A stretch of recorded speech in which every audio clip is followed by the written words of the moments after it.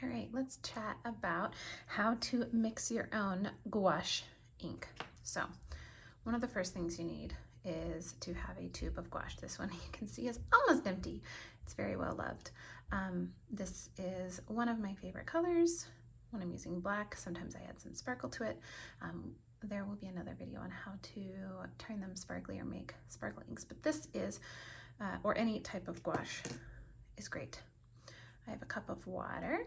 I have a dropper, which is not totally necessary. I just prefer it for a little bit more precision. I have a container, so there's two different types. I tend to use the smaller ones most of the time because these can get pretty hard to dip into, because if you're trying to get your nib into them, you have to get all the way down in here. And when you're using a big one, that's pretty far. That's where you would need to get. So you have a nib holder and a nib. This pen is a oblique, so put that in there, but you can see it would need to go all the way down here, and that's a lot. So with the smaller one, it's much easier to get your nib in there, and you can even really easily scratch up some paint that way. I always end up scratching the plastic things with the side of my nib. And one of the most important things you need is the gum arabic. That's what helps to hold it all together and stop it from seeping into the paper. And then you're going to want some scratch paper. So let's get started.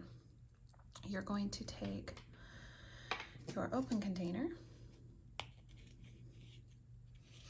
and squirt a little bit.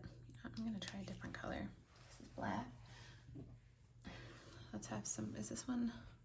This is just my watercolor. Okay, so you can use watercolor as well, but you're always going to want to try to use gouache. So you're going to open it. You're going to squeeze. Sometimes when they're further down, it takes a little bit longer. So I squeeze a small amount in there, like that. Oh, I almost forgot. You're also going to need some sort of paintbrush to mix with, or you could even use a chopstick if that's all you have. That's fine. So you have your gouache in there. You're going to take your water. It's best if you use distilled water. I have used regular tap water for years. Technically it can mold, but I haven't had too much of a problem with that. So you're going to start by mixing it all up. I like to keep it fairly liquid. Technically, you do not have to add gum arabic. You can take your watercolor ink. It's going to fill up the well in your nib. Right here you can see, you can no longer see that middle part, which is the well. And you can see it fills up. It can be used to write with. It has a lot of bleeding and feathering, even on really high quality paper. So that's part of why we add the gum arabic. So let's add the gum arabic in so you can see how to do that. Now, some people like to add a lot, some people like to add a little. You will start to learn what your preference is. Now, mine always tends to get, you can get it powdered. Mine tends to get crunchy around the seal. So I try to open it over the container and putting it in so I can capture all those little pieces. You can see some of them here. I try to capture all of them into the ink so that they don't go to waste. Otherwise, I'm just going to be throwing these away. So I'll pick those up, use my little paintbrush back to get them in there. You, of course, don't have to do this. You're more than welcome to throw them away. I just don't like wasting it. Okay, so you're going to pour some in there, a couple drops, a little bit. There's not a super precise measurement. You're looking for it to thicken up. Everybody likes a slightly different consistency, so you will have to play around with this. There isn't one way to do it, or right way and a wrong way, other than the fact that you need to have the ingredients in it. So I'm going to move my little supplies out of the way, and we'll test it out on our scratch paper. Let's see if we have enough gum arabic in it to have it flow smoothly, but not so much that it sticks to our pen. or that it gets holes. One of the hardest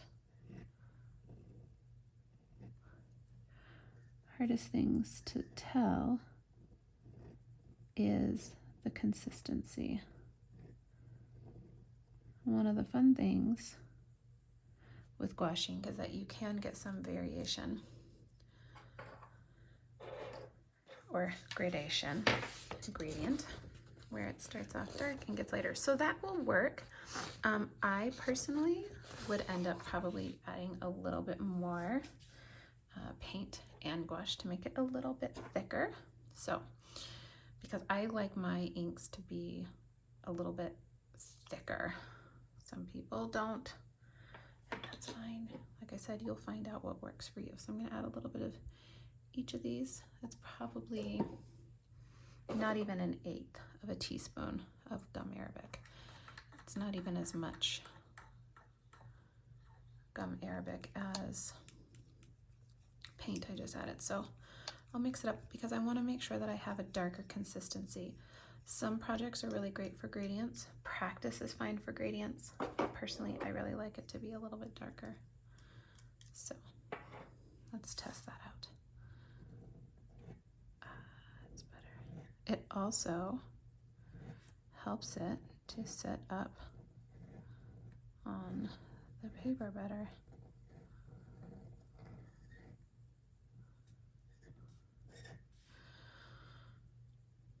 So you can see the difference between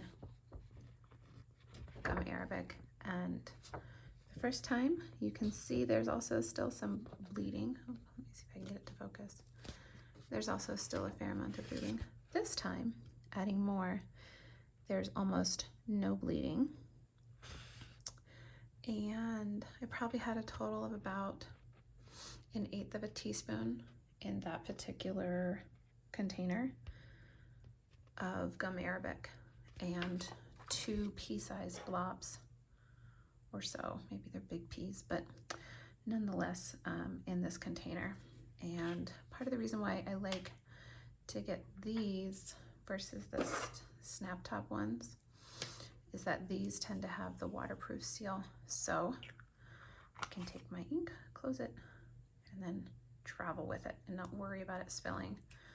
And then when I open it back up, you can see it has a nice tight seal.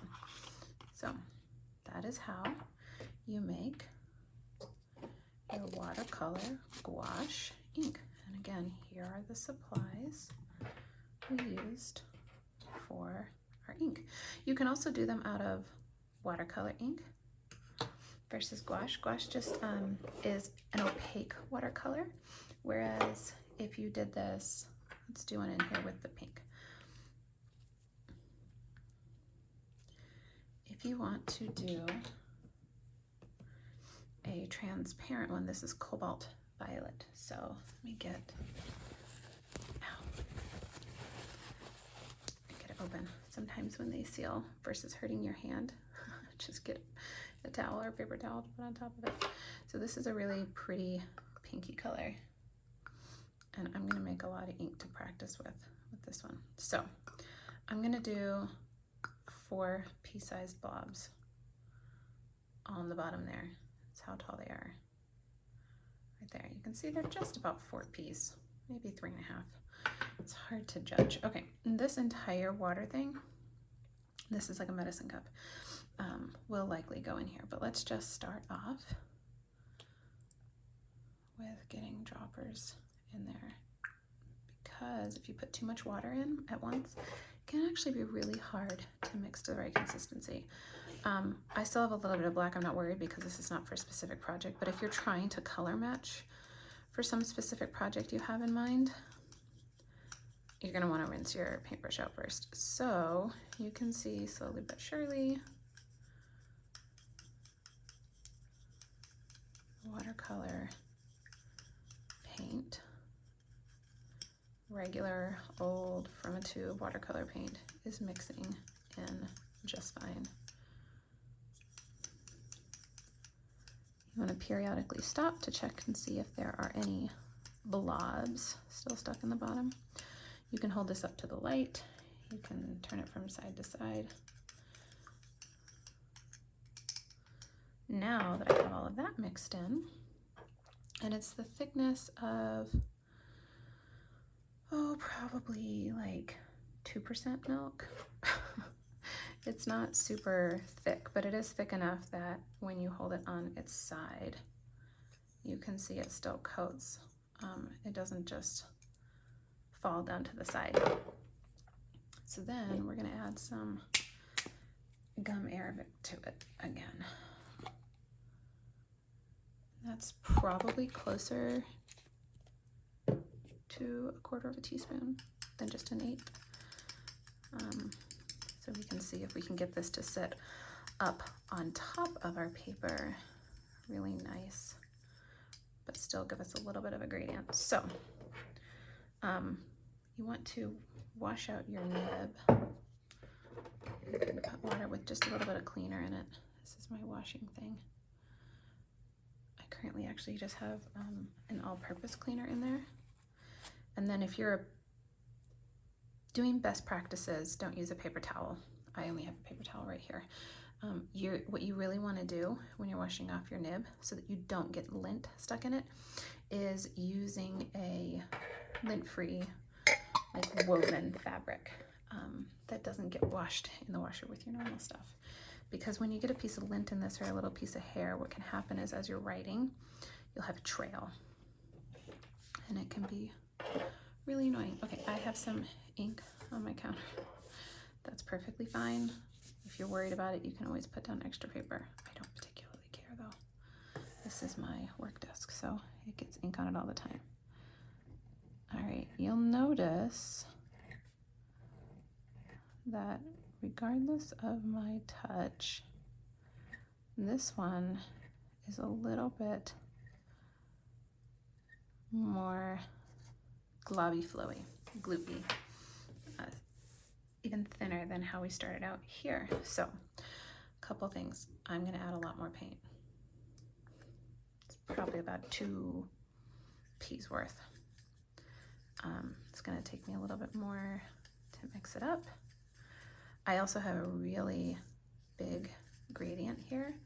I don't want as much of a gradient for my particular project.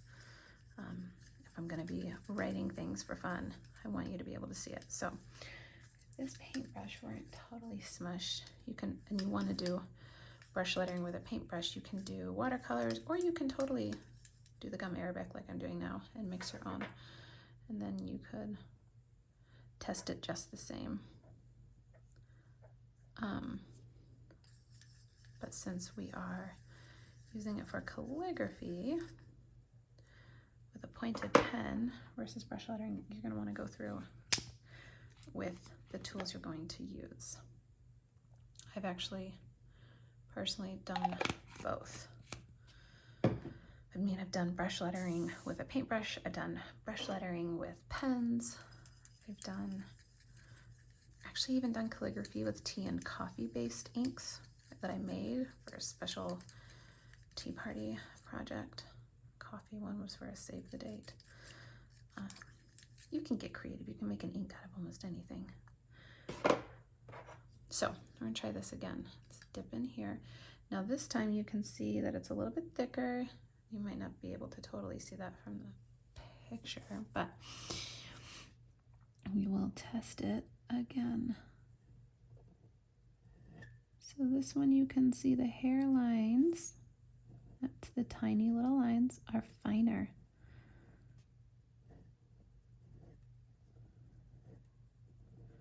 And the color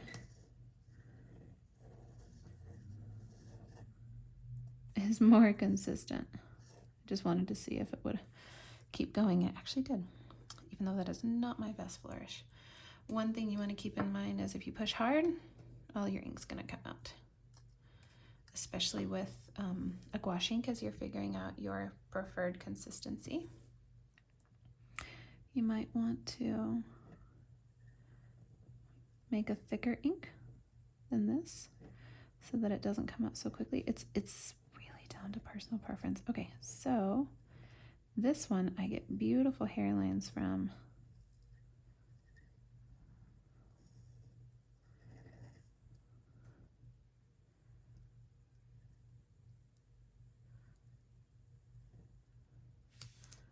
it sits on top of the paper pretty well. Whereas this one, you can see this bled out. Just like this one bled out, and this one is sitting nicely. This is sitting nicely. You could always add a little bit more if you want it to be thicker. It is totally personal preference. And if you decide, oh, I don't really like that color, I want it to be a little bit brighter or a little bit sparkly, there are so many different types of watercolor tubes or even gouache or special powders that you can add to do that. Right here, I have one called Pearl White. This is a Holbein artist gouache. You can sort of see the iridescent tone up there. These ones are amazing. And this is a iridescent white color. You can sort of see the pearlescent. It's not quite silvery. I mean, it doesn't come out as silver, but it's similar to that. It's more of a white base than a silver base. And so you could add that to your watercolor if you want. It's perfectly fine to mix watercolor gouache with regular watercolor tubes. You can mix these together. There's all kinds of different ways, but this should be enough to at least get you started playing around with making your own gouache ink.